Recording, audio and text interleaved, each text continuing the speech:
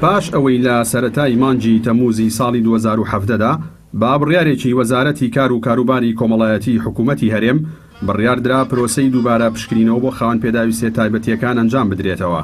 لە 19 تەمووزی هەمان ساڵدا دەستکرا بە پرۆسەکە. لە ئێستادا و لە سنووری بەڕێوەبەرایەتی چاودێری و گەشەپێدانی کۆمەڵایەتی چەمچەماڵ لە کۆی 4312 خاوەن پێداویستی تایبەت موچەی 800 لەو کەمەندامانە ڕاگیراون و هەر ئەمەش ناڕەزایی بەشێک لە کەمەندامانی سنوورەکەی بەدوای خۆیدا هێناوە. لەکوێی دنیا یعنی ئەم ڕێژەیە هەیە چاکسازی لە چیا کردووە؟ چاکسازی لە خەڵکێک کە خاوەن پێداویستی تایبەتە، خەڵکێک کە ناتوانێت ژیانی ماڵ و مناڵەکەی دابینکات لە کاتێکە ئەمە هاوکاریە، ئەم هاوکاریش ئەبڕێ، یعنی ئەوە نیە ئەو کەسەی کە نەمێنێ لە ژیانە هاوکارەکەی نامێنێ. جا بە هەزارەها کەسیشمان هەیە لە وەزارەتەکانی کەیە پارێژ وەرەکردن. بەڵێ زۆر بووە ئەیانتوانی لە شوێنی کەوە. بەڵێ حکوومەتی هەرێم دەوایە بواری تر زۆر هەبوو کە چاکسازی تیا بکردایە لەوانە هەل لە بندیوارەکانە بگرا هەل لە پلە باڵاکانەوە بگرا ئەمانە هەمووی بواری چەندها بواری ترمان هەیە ئەتوانرێت چاکسازی لێوە بکرێ نەک تەنها پەنابردن بۆ قوتی کەمەندام بەڕاستی لەم سنوورەیە نەک لەم سنوورە لە هەموو کوردستانە کەمەندام ئەوانەی کە لە سلکی وەزیفی و یان لە سلکی حکومیە ئیشەکەن حتمما تەسعیکی زۆر زیاتر بە خۆیان ئەدەن وەلەو پێناوەیە کۆمەڵی خەرجی و پێداویستی تریان زۆرە بە تایبەتی کاڵی خاوەن پێداویستی تایبەت یعنی کۆمەڵی پێداویستی تایبەتە بە خاوەن پێداویستیەوە لە خەڵکی کەیە لە کەسێکی ئاساییە ڕەنگە ئەو پێداویستانە نەبن بە تاکید.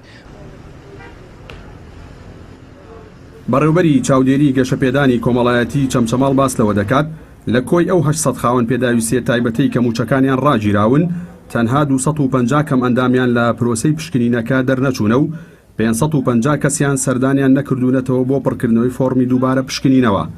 دەشڵێت هەر کەم ئەندامێک ناڕازی بێت لە ڕاگرتنی موچەکەی دەتوانێت دووبارەتانە لە بڕیاری لیژنە پزیشکیەکە بداتەوە.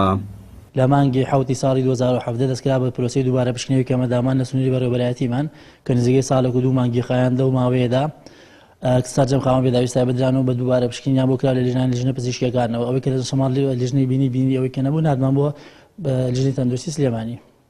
لەو ژمارەیە کە بینیمان نزیکەی 250 کەسی لەو ڕێژەیە کەمتریان نەکەلیان وەزارەتە دانراوەی سوودمەند لە موچە لە ئێستا موچەی ئەوان ڕاگیراوە و لە هەمان کاتا نزیکەی 550 کەسیش سەردانی بەڕێوەبەرایەتیمانە نەکردووە بۆ پڕکردنەوەی فۆرمی دووبارە پشکنینی تایبیان دەیمە لیژنەی پزیشکی بە مەجموع نزیکەی 800 کەسن لە ئێستا موچەکانیان تەنها ڕاگیراوە ئەو کەسانە مافی ئێوانەتانە لە بڕیاری لیژنەکە بدەن و جاتریان دێنەوە بە لیژنەی پزیشکی.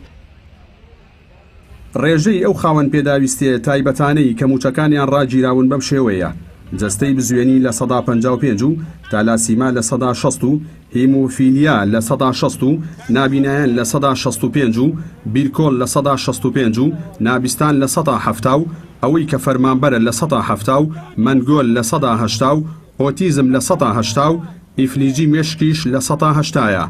پێدەچێت لە ڕۆژانی داهاتووشدا شەپۆلێکی ناڕەزایەتی خاوەن پێداویستیە تایبەتەکان دژی ئەو بڕیارە لە شار و شارۆچکەکانی هەرێمی کوردستان بەڕێوە بچێت. جەلال جەباری، کەناڵی ئاسمانی پەیام، چەمچەماڵ.